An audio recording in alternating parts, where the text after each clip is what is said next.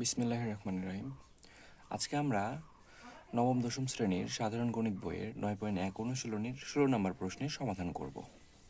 আমাদের 16 নম্বর প্রশ্নে বলেছে tan a divided by sec a plus 1 minus sec a minus 1 divide by tan a equal 0 বের করতে বলেছে। অর্থাৎ আমাদের এই পাশ থেকে আমাদের জিরোর মানটা বের করতে হবে। এখন আমাদের জানতে হবে যে জিরোটা কিভাবে আসে।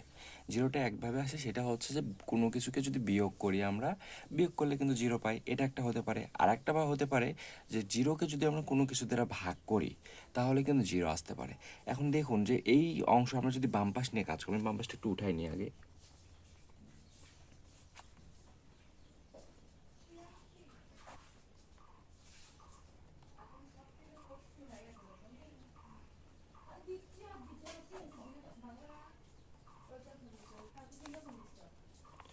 যেহেতু যেহেতু আমরা জানি যে বিয়োগ করলে জিরো আসে, দেখুন এই অংশ থেকে এই অংশ কিন্তু বাদ দেওয়া যাচ্ছে না, অর্থাৎ চেহারা কিন্তু একই নয়।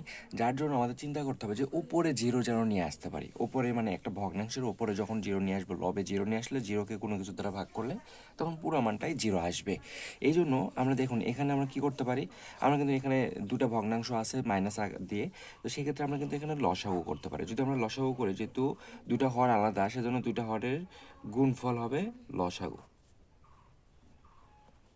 লসাগুর প্রথম অংশের কাজটা কি, আমাদের হর দ্বারা লসাগুকে ভাগ করতে হবে। ভাগ করে যে অংশটা আমরা পাবো সেই অংশটার উপরে অংশটাকে গুণ করতে হবে। যেহেতু সেকে প্লাস 1 এটা মিলে যায়, এটা বাদে আমাদের যেটা থাকবে ভাগ করার পর ওটা কেটে যায়, শুধু টেন থাকে। টেন দ্বারা উপরের টেনকে যদি গুণ করি তাহলে টেন স্কোয়ার পাওয়া যায়।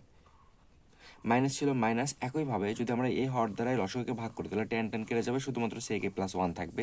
এই সেকে প্লাস 1 দ্বারা কিন্তু সেকে মাইনাস 1কে কিন্তু আমাদের গুণ দিতে হবে সেক্ষেত্রে।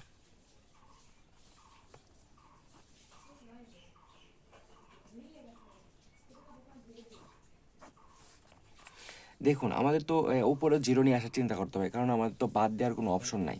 এই জন্য এই যে টেন স্কোয়ার যেটা ছিল ওটা রাখি, কিন্তু এইটুকুকে দেখুন একটু যদি আমরা খেয়াল করি যে এটাকে যদি এ ধরি, এটাকে যদি বি ধরি, তাহলে এ মাইনাস বি ইন্টু এ প্লাস বি, অর্থাৎ এটাকে আমরা লিখতে পারি যে এ স্কোয়ার মাইনাস বি স্কোয়ার সূত্র আমরা কিন্তু লিখতে পারি যে এ প্লাস বি ইন্টু এ মাইনাস বি। আমাদের এ plus B A minus B হয়ে আসে, আমরা কিন্তু এটার পরিবর্তে এ স্কোয়ার মাইনাস বি স্কোয়ার কিন্তু আমরা লিখতে পারি।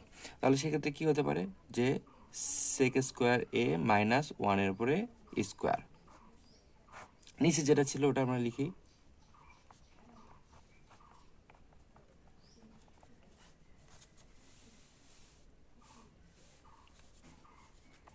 এখন দেখুন আমরা কিন্তু জানি যে সেক স্কোয়ার 1-এর উপরে স্কোয়ার মানে কিন্তু 1ই হয়। তাহলে কিন্তু আমরা বলতেই পারি যে সেক স্কোয়ার মাইনাস 1 এই পাশে আছে। তো আমরা কিন্তু জানি যে আমরা কিন্তু জানি যে টেন স্কোয়ার এ সমান সমান কিন্তু লেখা যায় যে সেক স্কোয়ার এ মাইনাস 1, এটা আমাদের সূত্রই ছিল এটা। তো আমাদের যেহেতু প্রয়োজন এটার পরিবর্তে আমরা এটা আমরা নিয়ে আসতেই পারি, যে যখন আমাদের প্রয়োজন যেটা সেটা আমরা কিন্তু নিয়ে আসতে পারি। তাহলে আমরা কি করতে পারি, সেক স্কোয়ার মাইনাস 1-এর পরিবর্তে আমরা টেন স্কোয়ার যদি লিখি, এখানে তো আগে থেকে টেন স্কোয়ার আমাদের ছিল, তাহলে আমরা যদি টেন স্কোয়ার লিখি আমরা এরকম পাই।